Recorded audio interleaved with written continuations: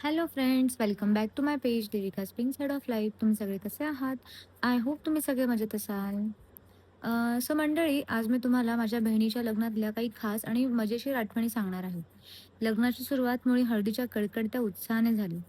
जिथे नवरीला हळदीने माखून काढल्यानंतर आम्ही डीजेच्या तालावर मनसोक्त डान्स केला. आमची नवरी मुलगी तर इतकी आनंदात होती की तिचा उत्साह पाहून आम्हालाही अधिक उत्साह झाला. गुलाबाची कली बघा हल्दीनं माखली, आली लाली गोऱ्या काली उतू उतू चालली, नटून थटून लाजते जणू चांदणी, नटून थटून लाजते जणू चांदणी. गुलाबाची कली बघा.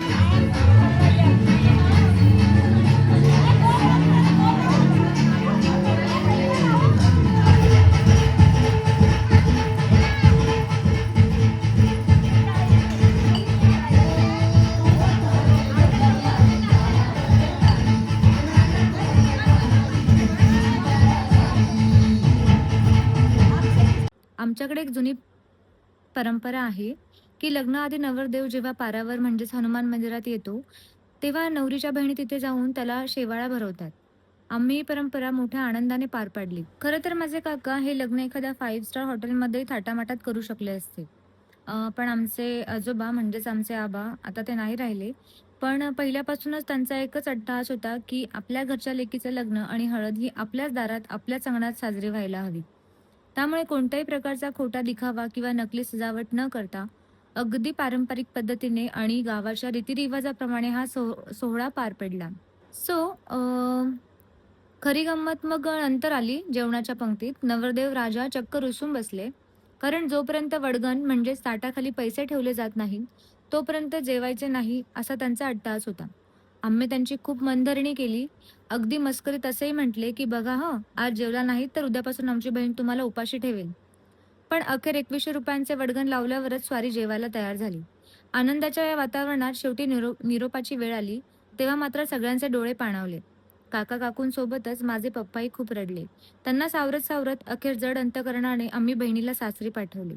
उंगली पकड़ के तूने चलना सिखाया था ना, दहलीज ऊंची है ये पार करा दे. लग्नाचा थकवा एकीकडे आणि भावाचा बर्थडे दुसरीकडे. कालच लग्नात इतकी धमाल केली, की थकवा होता, पण भावाचा बर्थडे म्हटल्यावर उत्साह तर पाहिजेच ना. पूर्ण फॅमिलीने एकत्र येऊन हा दिवस खूप स्पेशल केला आणि माझ्या भावाचा बर्थडे आम्ही सेलिब्रेट केला. आणि खरं सांगू का तुम्हाला, लग्नाची लगबग, पाहुण्यांची ये-जा आणि विधींचा थकवा सर्वांच्याच चेहऱ्यावर जाणवत होता. विशेषतः घरातील स्त्रियांची तर धावपळ शब्दात मांडण्यासारखी नव्हती. अशा वेळी लग्नाच्या दुसऱ्या दिवशी घरच्या पुरुषांनी एक गोड निर्णय घेतला. आज लेकी-सुनांना पूर्ण आराम, स्वयंपाकघर आमचं. काकांनी आणि घरातली सर्व पुरुषांनी मिळून कंबर कसली आणि बेत ठरला झणझणीत गावरान मटणाचा. कुणी मटण आणलं, कोणी मसाला वाटला, तर कोणी चुलीवरच्या रश्श्याला खमंग फोडणी दिली. पुरुषांनी इतक्या प्रेमाने या आणि उत्साहाने हा घाट घातला होता, की संपूर्ण घरात त्या सुवासानेच भूक लागली होती. जेव्हा संपूर्ण फॅमिली एकत्र बसली आणि तो मटणाचा ताव मारला, तेव्हा तो फक्त जेवणाचा आस्वाद नव्हता, तर एकमेकांबद्दलचं प्रेम आणि आदर होता. त्या एका जेवणाने लग्नाचा सगळा थकवा कुठल्या कुठे पळून गेला आणि चेहऱ्यावर एक तृप्त हास्य उमटलं. खऱ्या अर्थाने